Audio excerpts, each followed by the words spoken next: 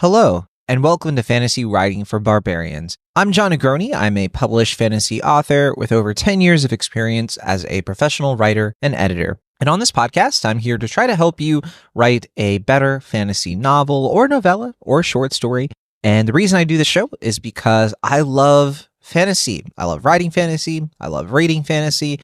And one thing I've noticed over the years is that sometimes it feels like this is such a very weird and specific genre. And we all, if you're in this business, we all tend to have this huge imagination and we don't know what to do with it. We just want to write really fun stories. A lot of you probably have different incentives for why you're doing this. Maybe you're trying to get traditionally published for the prestige. Maybe you want to make some easy money. I shouldn't say easy to be fair, but you want to make some money off of your passion, maybe through self-publishing. Or perhaps you're just somebody who wants to get those words on the page because it just makes you feel amazing. And that's certainly a worthwhile reason to do it. And hey, look, some of you, it might be a blend of all of those and more. That's certainly how it is for me. I'll admit, I think the idea of being able to be traditionally published again and having a new book out on shelves, nothing beat that first time I held a book in my hands that had my name on it. And the title of the book too, I guess. But also seeing the book in a bookstore. It was just amazing. It's such a cool feeling. I don't know why exactly. It is kind of a weird thing, but I'm just happy it's something that we can do, that we live in an era where the way to get published, there are so many options now compared to even when I was growing up. And it's so accessible being able to find your audience, and sure, maybe you might bring your book out into the world in an unconventional way. Maybe you'll publish it on some other kind of app or resource for free. And that's really what you want to do. I love that for you. I hope that you're able to accomplish the novel of your dreams. And if you're still working on it and you need a little bit of extra help, well, that's why I'm here. And with that said, on this program today, we're going to do what we usually do. We're going to look at a fantasy writing advice prompt. And Natalia Emmons, our producer, has sent one to me. I have not read it yet. So as usual, I'm going to be responding to it in real time for the first time. Very excited, very curious what Natalia has sent our way today. And toward the end of the show, of course, we'll get our fact checks and clarifications as needed from producer Bridget Surdock, just in case I say anything a little bit too absurd or that needs some extra explaining or correcting. With that, let's get into our prompt. All right, so Natalia sent this to me from the Fantasy Writers subreddit on reddit.com. As usual, we're going to be linking to the prompt in the show notes if you want to read along. And the username here is Jerswar. All right, so Jerswar writes, how do you feel about a fantasy setting just copying real-life landmasses with a few changes? Okay, I'm very excited to talk about this. I love maps. Let's get into it. The setting I'm currently working on, or at least the current version of it, is a lot like France. Map-wise, that is. There's this big continental landmass with a big island off the north coast, though it's smaller than Britain. Viking-esque raiders within sailing distance, and the western border is all ocean. And I'm wondering whether to include an equivalent to the Iberian Peninsula. None of this was planned. This all just came about through the various elements I'm planning for the story. I'm wondering whether to lean into it and make my job easier by just basing the geography and climate on that of France, or if this is lazy and I should make my world more alien and other, because it's fantasy after all. What are your thoughts on when fantasy geography copies real geography pretty closely? All right, well, to answer that first question, first of all, it's super normal to do that. It's not uncommon, and even in books that are considered very fantasy, like you're saying, they totally rip off real locations. That's kind of part of the game. If you take a look at one of the most successful fantasy series of all time, George R. R. Martin's A Song of Ice and Fire, take a shot. I know I mention his work all the time, but hey, it's very influential.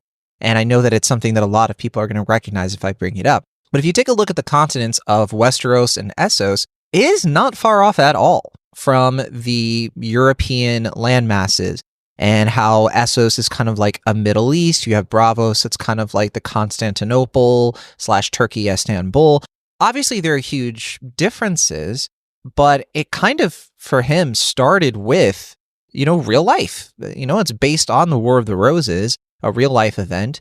George R. R. Martin has said that the Wall of the North was based on Hadrian's Wall in Scotland. So yeah, if you actually map it out and you map it out, if you actually map it out, Westeros, or the, world Os, I forget what you're supposed to call it, is absolutely a very striking parallel to real life. Now, again, it still has a lot of key differences. If your map was maybe exactly like France, as you're mentioning, and exactly like the Iberian Peninsula, sure, you would get some rolling eyes. But the nice thing is it doesn't have to be. You just have to make some key changes. Again, take a look at the wall in the north. Hadrian's Wall is not a large ice wall that was created ostensibly with magic. It is, of course, just something very different. But I do like how you even mentioned that this wasn't planned. It's coming about organically through how you're planning the story. And that is such a key thing to me, to tell me that you are doing this the right way, that you're not starting with the map before you get into the story. And I really appreciate that, because I think it's a very, very smart thing to do. I think that that's the right way to always go about it, to kind of start with the story, and then the setting kind of springs up from that. That's usually how I develop my fantasy settings. My most recent one is a setting that is based on the Caribbean. And I tried to be very intentional about, yes, understanding the current layout of the Antilles, but mine is a fantasy version of the Caribbean. It is not the Caribbean. And so I came up with some key differences, but I really had to pay attention to really how the setting is impacted by the greater world around it. So for example, the Caribbean, if you know the history of it, was very much impacted over the centuries, over millennia, by various people who would migrate there from South America, or the top of South America, from Central America. And that impacted, of course, the different peoples who lived there, the different languages they speak, even things as in terms of, tribes going to war with each other over territory, all of the economy of it, spices.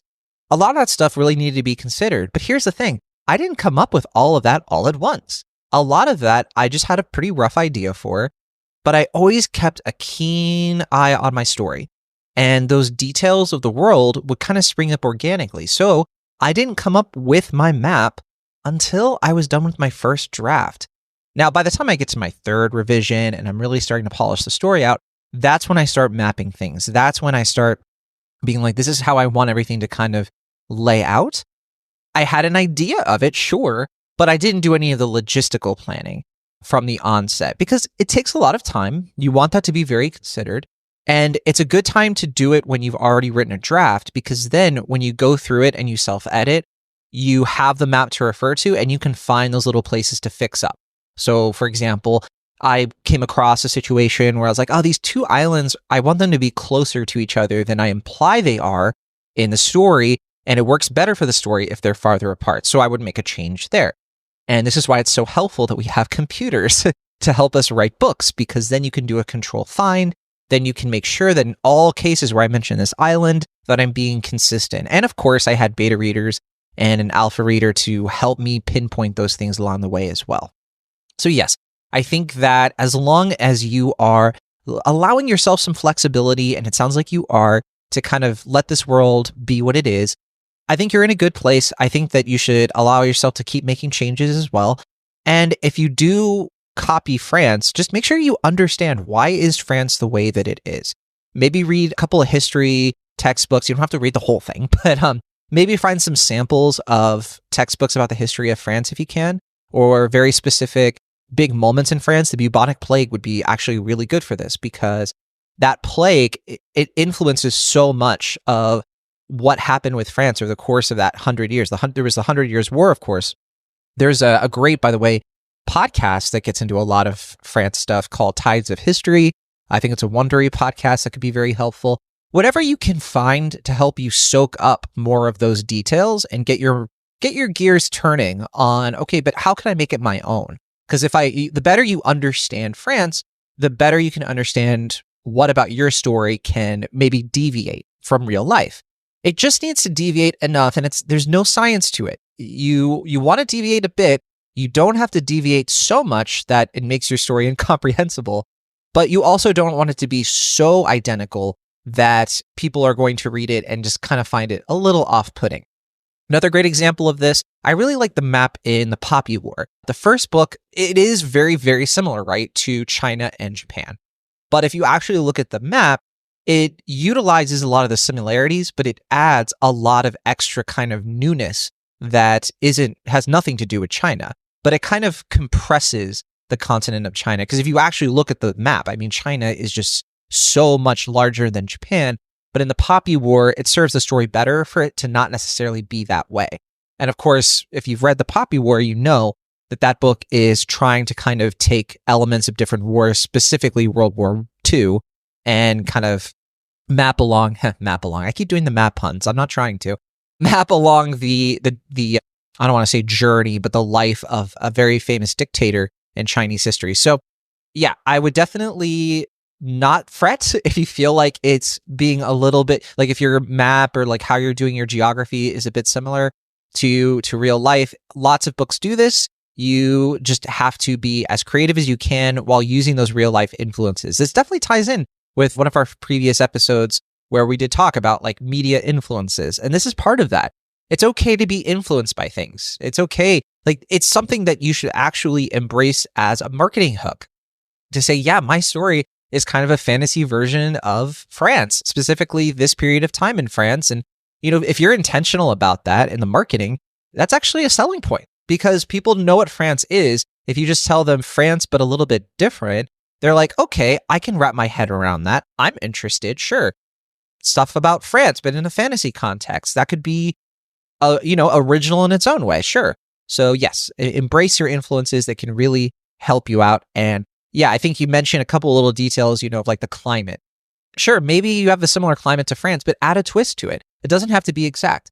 And I don't want to spoon feed you ideas, but maybe, for example, think of how George R. Martin, his climate in Westeros and really all the continents is totally different from our world. I mean, they have winters that last decades in the Song of Ice and Fire series. So yeah, I would just consider that you don't have to, you can copy aspects of it. Maybe the climate is a certain way, but under different circumstances, the climate changes. And that can be very interesting without sort of betraying, I think, the framework that you want to set your story within.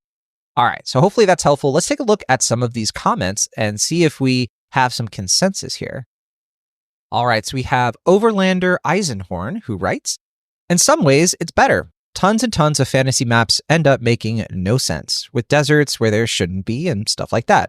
It doesn't bother me, I just suspend my disbelief if I notice that problem. But if you use real-world land masses, you can be pretty certain that what is there is actually correct. That's funny because it reminds me of how, I don't think this is true, but I had this feeling when I was first reading Wheel of Time, and you go to like the Aiel Wastes, and there are more explanations for like why there's like just this random desert on like half of this continent. And when you think about it in those early books, it doesn't really make sense. But I think Robert Jordan, I think from the start, he always, intended it to be a reason or like a result of this cataclysmic event. And I think some people maybe had like maybe had a thought that like he was retconning or something like that, or being like, oh yeah, it was my plan all along when it wasn't. I don't necessarily think that's true, but I do think that if you find yourself in that situation, there can always be a fantasy reason for why a desert is in this place or whatever. And I think the spirit of what the commenter is saying, though, I think is totally right, which is that most readers are going to suspend their disbelief if it's fantasy. If you were doing like historical fiction, that's one thing. But if you are creating a totally unique setting, people are able to kind of understand that, like, yeah, the climate would probably be different if you had this mountain range here. You would probably have totally different storm patterns than what your story describes. But this isn't real life. Who has to say that the air pressure in this world is the same and that everything that happens in this world is the same as ours? You might have some sticklers like that here and there, but you don't really have to worry about them. They're going to find a logistical detail to complain about no matter what. Most readers are going to be very graceful and gracious with you. So I agree with this commenter that, yeah, it's not something you really need to sweat. There might be times maybe when a beta reader might bring something like that up. My only advice there is that if a beta reader brings up something that is more sciencey focused and details focused, just make sure you keep them honest and you research it yourself and you don't totally rely on one person. And, I've fallen in this trap before because I just sort of believe people when they tell me something related to science. And that's not always a good thing. I definitely trust producer Bridget Surdock, of course, who typically gives me like very good advice on these things because they'll literally read my stuff and be like, all right, John, sorry, but no, that doesn't make sense. I'm trying to like picture what you're writing here, and I think you need to rethink it. But of course, they're super polite about it. And I appreciate Bridget Surdock so much. And of course, they're going to love hearing me say that, huh? But anyway, so hopefully, yeah, that makes sense. All right, let's get to another comment here. This is from Proserpina FC. Oh, yes, I remember this commenter. They write, Attack on Titan is just upside down Madagascar in Africa. It would be an amusing bit of trivia your audience puzzled out and then shared. Oh, that's an interesting point. I've seen some of Attack on Titan. That's an anime for those of you who don't know. Very good anime. I don't know why I can never get through it. I'm on like the second season or something, and I know it's supposed to be one of the greats or whatever, but it kind of loses me. But anyway, yeah, I didn't know that. I didn't know it was just upside down Madagascar in Africa, but I'm sure many people don't know that. But then when you bring it up, it's more of like a cool novelty thing, like Proserpina saying. It's like a trivia thing. It's like, oh, that's cool. That was a clever thing to do. It kind of reminds me of this thing I saw recently of this songwriter who said that when he wrote the song SOS, he literally, all the lyrics, or I think most of the lyrics, if not all of them, he literally just took like the names of famous pop songs in the 80s and stitched them together, and nobody noticed. And in the video, they go through it and like literally they're linking everything that Rihanna is singing in that song to an 80s pop song that was very famous. And I'm like, oh my gosh, like how did nobody pick up on this? I mean, maybe somebody did, but yeah, stuff like that is just, it's fun. Right? And no one's saying to him like, oh, you're not original or whatever. I mean, maybe some people are, I don't know, but I think that that's clever, right? You're taking something that already exists and you're spinning it and, you know, layering it into something else. I don't know. I just think that that's fun and quirky and cool. If people don't think that's clever, quirky and fun and cool, well, that's fine. You're not going to please everybody. All right, let's take a look at one more comment. This is from Billiam Dipperly, and they write, nothing wrong with it. Think of how many settings use cultural tropes of real-world countries. Why then would there be an issue with geographical similarities? Yeah, I absolutely agree. Again, it's super normal, super common. I like that this writer is being conscientious of this sort of thing, that they are trying to make sure that like they are being original. And again, I've brought this up before. It's first book syndrome. And I don't know if this is their first book. I'm making an assumption there. Hopefully I'm not being presumptuous, but if this is their first book, I can definitely relate where when I was writing my first book, I wanted so badly for everything to be subversive, for it to be more original. And because it's your first book and you want to, debut with something wild and and that's a great instinct to have for sure.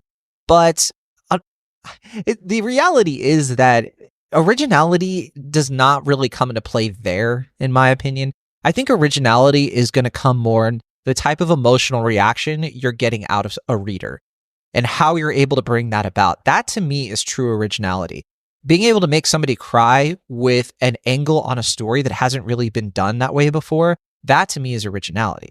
Now, there can be other original things about your story. There is a book that I wrote that I'm still kind of working on that once I finish up this latest revision I'm doing for this other book, I'm going to go back and work on it. But the setting and the way that the environment is impacted by the setting is absolutely like super original. I think actually, I shouldn't be super confident on that. You never know, but it is pretty original, but that's just a hook to the story. That's just something to be like, oh, that's a cool detail.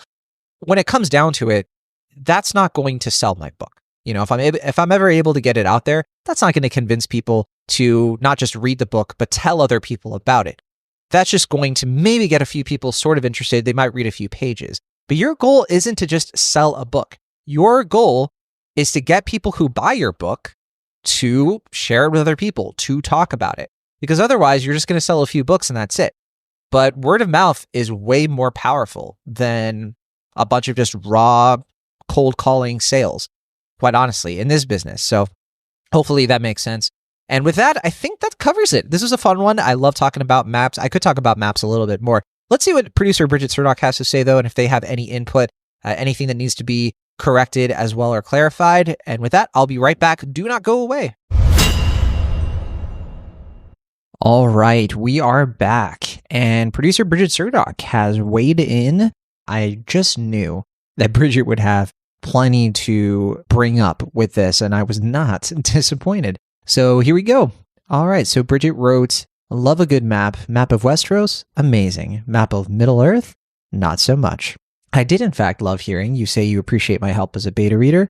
Got worried for a second when you brought beta readers offering scientific examples that aren't always helpful or are outright helpful. And I got worried that I did that. Oh, of course, Bridget, you did not do that at all.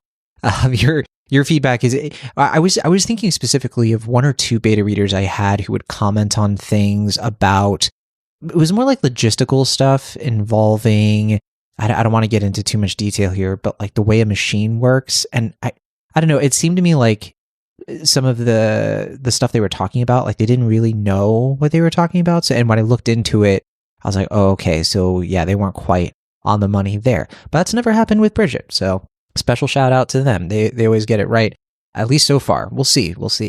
Hopefully, I wish that I could provide the same sort of thing, but that is not my expertise when I'm a beta reader, that's for sure. Bridget wrote, I also couldn't get through Attack on Titan. I only saw season 1 and stopped. It just was simply not for me. Yeah, I don't know what it is about that. I feel like it should be something that I like. I put Attack on Titan on the same thing as like Full Metal Alchemist, this anime that people just seem to love. And I've tried multiple times to get through it. And yeah, just something about it doesn't quite click with me, even though theoretically it should. I don't know. But hey, look, the soundtrack, quite good. I do listen to the soundtrack for Attack on Titan, despite not actually watching it. Besides, I think I only watched like 20 or so episodes. Bridget wrote, so I'm about to get pretty inside baseball about making maps, which is why I waited until I finished listening to send you anything. However, before that, a few things. First, it is totally okay to use real-life land masses as your inspiration. Poppy War and Game of Thrones are really good examples of this. Using real-life places and changing it just enough, or maybe even not at all, to feel familiar and yet still fantastical is a great way to do that. Making a map requires some understanding of how land masses and bodies of water are formed. And it's way easier to just pick a place as inspiration than to try to learn how it all works. Yeah, that's a really good point. I think that if you are someone who is geographically minded already, that's a sign that maybe you can put that little extra thought into your map making sense and the way that it would scientifically, I suppose. But for most people, yeah, trying to get it totally right and get all those details, that's a lot of work. It's a lot to learn, and it might not be the best time spent for you as a writer if that's just something that, like, if you would rather spend your time honing your creative writing craft and other things along those lines and leaning upon trusted friends and colleagues to help you fill in the gaps wherever needed in terms of just keeping you honest on how your setting plays out in a realistic way.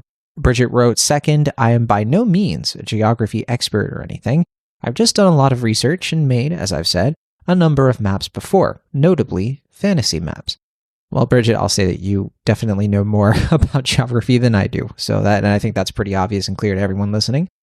Bridget wrote, third, learning geography will get you the knowledge you need to make your map make sense. But also, this is fantasy. It is totally okay to say a wizard did it and call it a day sometimes. When you're making a map or even just figuring out your setting, you'll simply have to look at real-world examples for it. There's no real way around it, whether it is simply taking France and changing it slightly to be more fantastical, or if you're actively learning how these things are formed and interact to make something wholly your own. Yeah, and I know I've brought up before how George R. R. Martin has leaned upon real history with The Song of Ice and Fire, and one of the things you'll notice too if you read Fire and Blood, for example, he makes it a point to always use the location and the geography of things to totally explain why a certain area in Westeros, that big continent, why it's always at war with somebody, why there are always wars going on, and it's the Riverlands. And the reason is because the Riverlands is extremely vulnerable to basically all sides of the map. There's always some kind of conflict, and whenever there's a big war going on, trying to secure the Riverlands is kind of the key to winning said war, because it's really just the gate to all these different locations. And so, Martin was smart enough to draw from history and understand that that is true to life. That is, exactly how battlefields have worked in Europe, specifically France, and the way that, using the ecosystem to sort of inform why an area is so contested, why so many people want a piece of it, is definitely that's just good storytelling. You're weaving your setting and your story into one believable thing. And you can always take a look at your map and your story. And as I think the original poster even mentioned themselves, things kind of organically sprout from your story that can impact your setting, so that when you do make your map, you can retrofit the map to fit your story, if that makes sense. Bridget wrote, one of the things to keep in mind is that most, if not all, settlements are built around water. Modern cities being the exception, as we have the infrastructure to break that general rule. There are a few reasons for this. The first being having clean drinking water. People need to drink water. They need water for their crops. There's also the need for trade and transportation, and historically, travel by water was faster than travel by land. So your major cities should be near major waterways, seas, oceans, rivers, straits, all that jazz. A canal is cool, but keep in mind that those are man-made.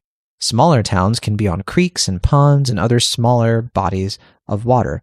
Yeah, that's such a good point, Bridget, just because, it makes logical sense, but then it also is something you'll notice all throughout some of the fantasy stories you might really love. Look at Wheel of Time. A lot of Wheel of Time, especially the first couple of books, is spent with these teenagers traveling across this continent. And a lot of the time they are coming across these villages and farms, and they're using the presence of water and where the water goes to figure out where they're going, how to find settlements so that they can go to an inn for the night. And water travel, of course, explains so much of how people get around. Game of Thrones, of course, very, very similar, although kind of larger scale because of all the battle stuff that gets into those logistics, and that's honestly a lot harder to get into. But yeah, that said, you can obviously tweak this a little bit, like what Bridget is saying. Like if a city does have the infrastructure, depending on the kind of fantasy you're writing, you just kind of need to pay some lip service to that if you can. Because I think one of my first fantasy novel I wrote, when I was doing the map for that, I had this like kind of central continent. There's a northern continent, a southern one.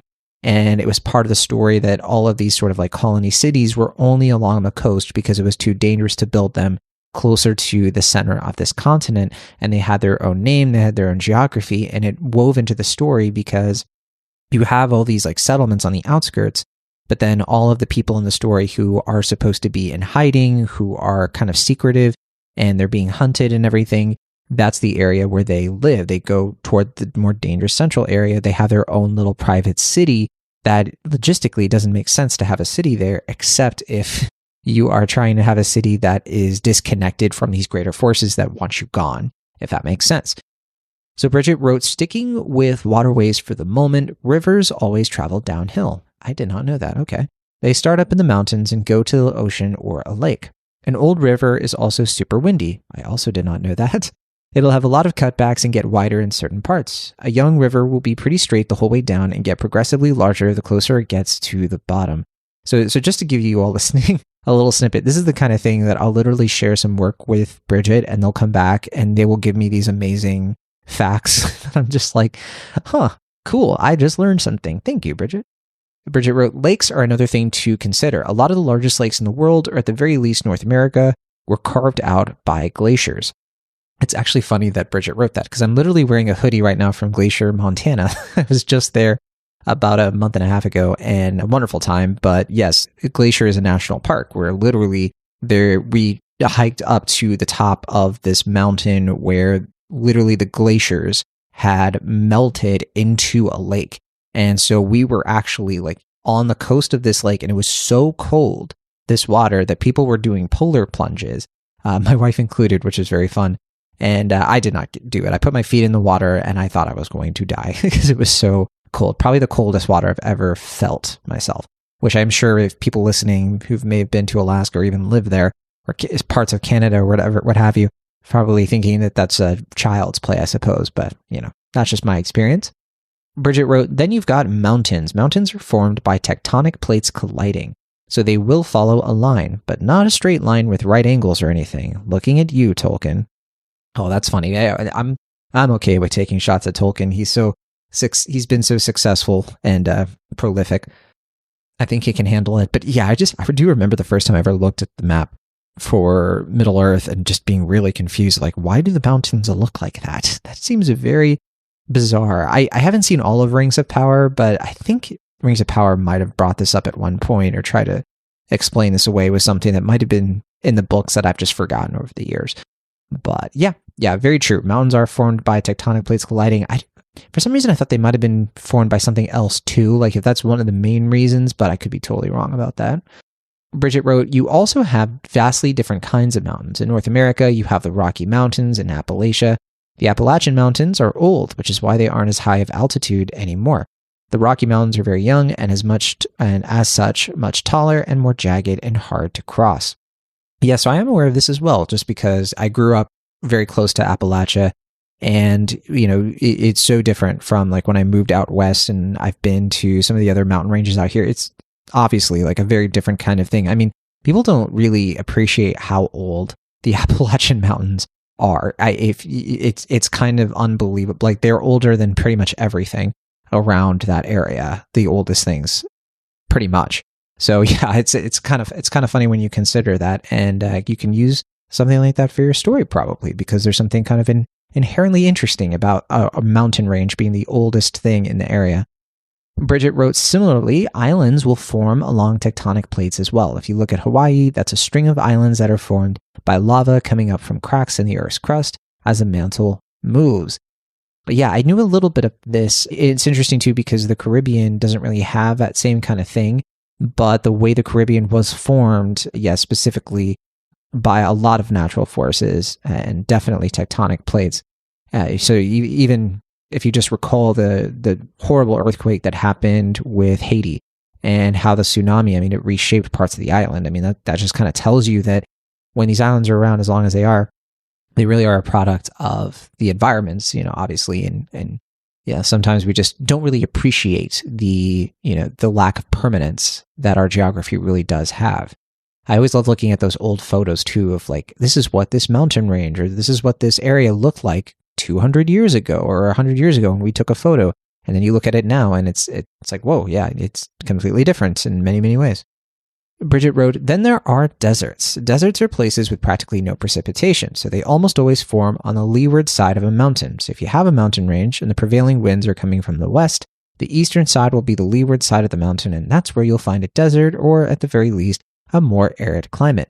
It's because the prevailing winds push the clouds that form into the mountain, but they aren't always able to get up and over it to bring the precipitation to the other side of the mountain. Yes, living in California, well aware of that phenomenon and how bizarre it is when you consider, Northern California or at least Bay Area, how, you have these stretches of time where it'll rain and rain and rain, but then it won't rain at all for a while. But meanwhile, you have Seattle, which is just further up the continent, and it's just raining there all the time. And yeah, climate is a funny thing in that way. Bridget wrote, that's not always the place they're formed. The Arctic is technically a desert. A tundra is just a frozen desert. Yes, I am aware of that only because, and thanks to Pepper Ann, which had Tundra Woman, who was an icon of her time. Bridget wrote, the difference between forests and grasslands and whatever else is also decided by what land masses are near them. But more than that, it has to do with climate, latitude, and altitude. Climate is pretty simple, I think. If it rains a lot, you'll probably have a rainforest. If it rains some of the time, you'll have a forest. Yeah, I used a lot of this kind of thinking in terms of like climate and storms and rain for one of my previous novels. And again, one of the reasons I did that was because when I was working on that novel and I was figuring out the premise, I wanted something very sensory to inform the setting. And so I just had this idea of, what is more sensory than a storm? And something that you smell, that you taste, that's really in the air, and you feel a storm, even though it doesn't have like a very tangible definition, that feeling.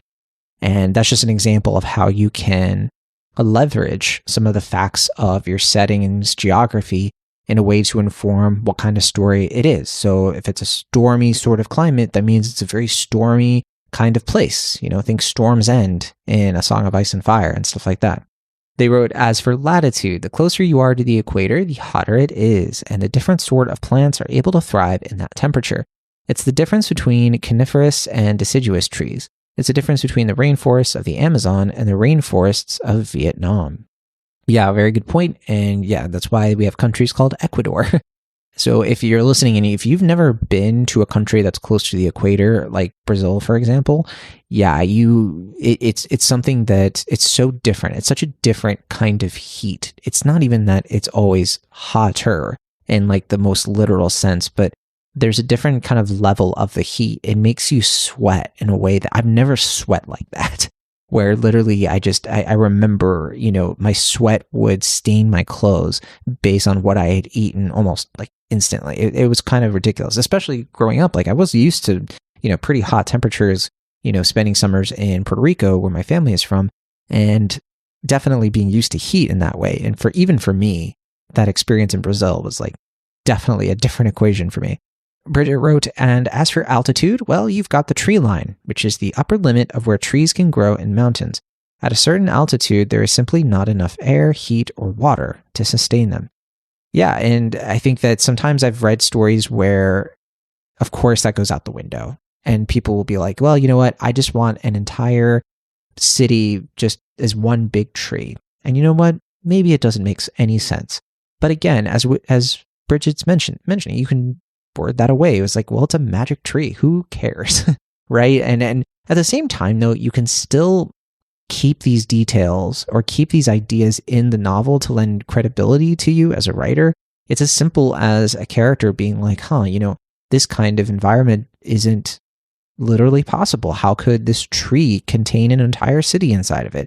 Well, a character says, it turns out that there was this, ancient deity who was able to, create this tree as a home for this oppressed species that no longer exists. And yeah, you can use things like that. You can use lore as long as it isn't too off topic and too tangential that it never comes into play in the story at all, at least thematically, then you can definitely get away with stuff like that. But it does help if you even speak to like a character kind of understanding how ridiculous, like kind of lampshading it a little bit and being like, not even lampshading, but kind of pointing out the obvious so that the reader is like, okay, so the author isn't stupid. Like they know that this isn't totally on the level, but that's okay.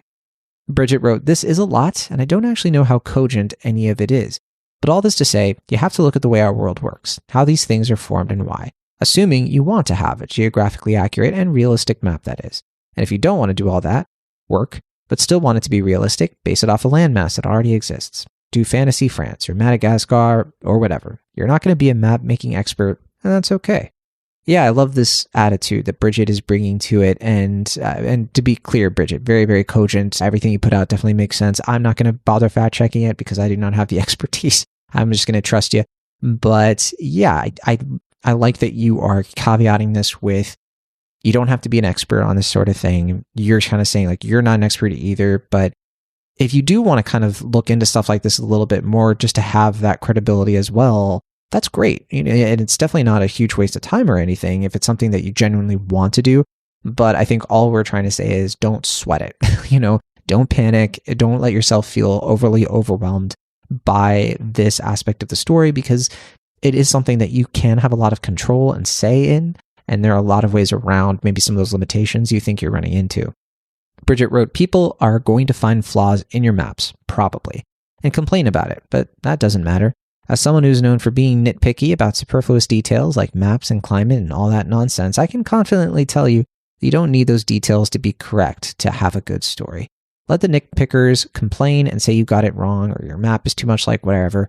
They're going to do that no matter what. It's enrichment in their enclosure. Write your story, make your world, and have fun with it. Love that. And Bridget did add one last thing referring to the, so they wrote, to give a reference of how old the Appalachian Mountains are, they're literally older than trees. Yeah. So yes, Bridget is well aware, and I'm not surprised in the slightest. Yeah, they are. Yeah, there's something else. I highly recommend checking out the Blue Ridge Mountains in particular. That is kind of like my homesake. But all right, thank you so much, Bridget. I feel like we got to just kind of get a free lecture from Professor Bridget. Professor Bridget is a graduate from Producer Bridget, no longer producer, now professor. And so this is going to be on a test, maybe a pop quiz on top of that. But hopefully that was super helpful for those of you who do want to make awesome maps. And there are all kinds of great resources online for actually illustrating your maps. I've used a few of them before. I would just pop onto, Google, Reddit, whatever it is, and there are tons of people who've put up like entire threads of like, oh, here are a list of like different websites that let you do this sort of thing. A lot of them are for free, and you can just kind of experiment and kind of have fun with it. Or, you know what, you can maybe get a pen and paper or a tablet and a pen, digital pencil or something, and you can just draw it. And I've done that before. It's super fun. I literally, right here on my desk, I have the first fantasy map I ever drew for my debut fantasy novel. I'm looking at it right now. I was so young and hilarious. Okay, well, with all that said, I'm going to call it there. But thank you so much for listening to Fantasy Writing for Barbarians. Don't forget, if you would like to write in your own advice prompts into the show, there are a couple of different ways to do that. The easiest way is to send us a quick email. Our email is fantasywritingforbarbarians@gmail.com. Our email is run by Natalia Emmons, so I will not see it. And that way, Natalia is going to be able to still send it to me sight unseen, so you don't have to worry about that.